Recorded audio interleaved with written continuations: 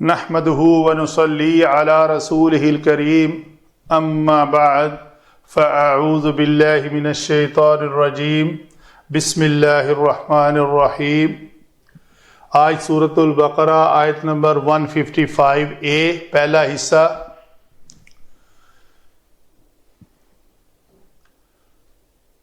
پڑھتے ہیں ایک بار۔ وَلَنَبْلُوَنَّكُمْ نَبْلُوَنَّكُمْ واو، اور یہ واو کے لیے شفتیں دونوں ہونٹ گول ہونے چاہیے۔ وَلَنَبْلُوَنَّكُمْ بِشَيْءٍ مِّنَ الْخَوْفِ وَالْجُوعِ۔ تو شیئن کے بعد حروف یرملون میں سے میم ہے تو ادغام ناقص ہوا، میم ساکن کے بعد با ہے تو اخفاء شفوی، دو حرکت کے برابر ٹائم ادھر بھی دیا اور ادھر بھی دیا۔ من الخوف نہیں کریں گے، والجوع لام کو قلقلہ ہونے سے بچائیں گے، لام کے مخرج کو پکڑ کر آگے جیم کو ادا کریں گے، خا کو ادا کریں گے۔ آگے علم صرف میں واو پہلا ہی کلمہ ہے، واو استعنافیہ، واو الاستعناف فہی من الحروف الاستعناف تأتی بعدها جملہ لا علاقۃ لها بما قبلها لا فی المعنی ولا فی الاعراب، یعنی واو حروف استعناف سے ہے اور اس کے بعد ایک ایسا جملہ آتا ہے جس کا اپنے ما قبل کے ساتھ نہ تو معنوی اعتبار سے اور نہ ہی اعراب کے اعتبار سے کب اس کا تعلق ہوتا ہے۔ تو واو کے ما قبل کا اس جملے کے ساتھ نہ تو معنوی تعلق ہوتا ہے اور نہ ہی اعراب کے مطابق کوئی تعلق بنتا ہے، تو اس کو کہتے ہیں واو استعنافیہ۔ لَنَبْلُوَنَّكُمْ کیا ہے جی؟ یہ بلوا اس کا روٹ ورڈ ہے، با لام اور واو، تو یہ باب نون سے آتا ہے، بلوا یبلو، یبلو تبلو تبلو ابلو نبلو، تو یہ لفظ تھا نبلو۔ تو نبلو میں کیا ہے، اگر اس کے اوپر نون ثقیلہ لانا مقصود ہو تو کیا کرتے ہیں کہ اس سے پہلے ایک لام مفتوح اور نون ثقیلہ لاتے ہیں۔ تو نون ثقیلہ سے پہلے اگر یہ سیگا 5 مرفوع سیگے ہوں جن کے آخر میں پیش ہوتی ہے تو اس پیش کو ہٹا کے زبر کر دی جاتی ہے۔ یہ نون ثقیلہ کے دخول کیا طریقہ کار ہے۔ تو یہ فعل مضارع کا جو ما قبل واو مضموم تھا اس کو زبر دی اور نون ثقیلہ لگا اور پہلے لام کا اضافہ کیا، لَنَبْلُوَنَّ ہو گیا۔ کم ضمیر منصوب متصل ہے، بِشَيْءٍ شین یا حمزہ مادہ سے اس میں جامد ہے، با جو ہے با حرف جارہ ہے۔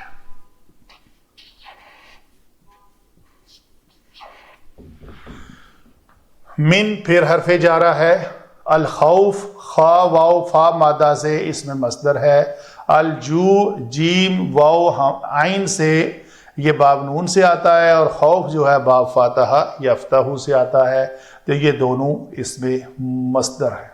تو بیچ میں یہ واو جو ہے یہ واو حرف عطف ہے۔ اس میں علم صرف میں یہ الفاظ کو بنایا ہم نے، پتہ چلا کیسے بنے۔ آگے چلتے ہیں علم نحو میں ان کا تعلق جو ہے وہ آپس میں کیا ہے۔ تعلق بنانے کے لیے ہم نے یہ دیکھا کہ یہ جو مرکب عطفی ہے، الخوف الجو، واحد واحد، الف لام کے ساتھ الف لام کے ساتھ، یعنی معرفہ بالالف لام معرف باللام، تو واو عطف، تو یہ مرکب عطفی معطوف علیہ خوف اور الجو معطوف، تو یہ جو مرکب عطفی ہے اپنے ما قبل من جارہ کے ذریعے مل کر یہ مرکب جاری ہوا، تو یہ صفت بن رہا ہے جی۔ صفت کس کی؟ اس شیئن کی۔ تنوین والے اسم کے بعد اگر مرکب جاری آئے تو کثرت سے اس کی صفت بنتا ہے۔ اس قاعدے کے تحت شیئن موصوف ہے اور یہ اس کی صفت ہے۔ با حرف جارہ ہے، جارہ کے ساتھ مل کر یہ مرکب جاری بن گیا، اور اس مرکب جاری کو ہم کہیں گے یہ معطوف علیہ ہے، کیونکہ آگے اس کا معطوف آئے گا جو کہ اگلی آیت میں ہے۔ اچھا جی، یہ معطوف علیہ جو ہے یہ متعلق بنے، معطوف علیہ نہیں بلکہ یہ مرکب جاری متعلق بنے گا۔ معطوف علیہ ہی تو ہم نے ایڈوانس میں لکھ لیا نا، کیونکہ اگلی آیت اگر یہاں پہ اکٹھی ہوتی تو اس معطوف کو اس معطوف کے ساتھ جوڑتے، جبکہ وہ موجود نہیں ہے تو اس لیے ہم نے اس کو یہاں پہ لکھ لیا ہے، ذکر اس کا آگے کریں گے۔ تو یہ جو مرکب جاری ہے متعلق نبلون ہوگا فعل کے۔ اچھا جی، فعل پہ آتے ہیں۔ فعل میں کیا ہے، اس کے اجزاء کہیں گے تو بلوا یبلو سے نبلون میں یہ واو جو ہے، سوری نبلون میں نحنو یہ ضمیر ہے، تو یہ ضمیر جو ہے یہ کیا بن رہی ہے جی، فاعل۔ گویا فعل اپنے فاعل اور مفعول بہی، کون سا مفعول بہی جی، یہ قوم ضمیر، یہ ضمیر منصوب کہا ہم نے، تو 13 منصوبات میں سے یہ یہاں پہ مفعول بہی بنا۔ فعل، فاعل، مفعول بہی اور متعلق فعل کے ساتھ مل کر یہ ایک پورا جملہ بنا، جبکہ یہ ابھی مکمل نہیں ہے یہ جملہ۔ آگے یہ اتنا حصہ معطوف علیہ ہو کر آگے اس کا معطوف بھی مل کر پورا جملہ اس فعل اور فاعل کو اور مفعول بہی کو ملے گا۔ تو ترجمہ یہ ہوا، ہم ضرور بر ضرور، یہ ضرور بر ضرور بالضرور معنی کس کا ہوگا، اس نون ثقیلہ کا، اس لام تاکید کا۔ لام تاکید جمع نون ثقیلہ جو فعل پر داخل ہوئے ہیں اس کا، اور ہم کس کا معنی ہے، نحنو کا، اور ہم ضرور بالضرور آزمائیں گے کس کو، تمہیں۔ تمہیں کس کا معنی ہوا، قوم کا۔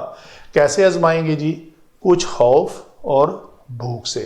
تو من الخوفی والجوع یہ مرکب جاری متعلق جو بنا ہے اس کا معنی یہاں پہ ایڈ ہوا ہے۔ تو یہ ہے کہ اس آیت مبارکہ کے اتنے حصے کا معنی ایکسپلین ہو گیا۔ اللہ تعالی ہمیں قرآن پڑھ کر اس کے اوپر عمل کرنے کی توفیق عطا فرمائے۔ وما علینا الا البلاغ۔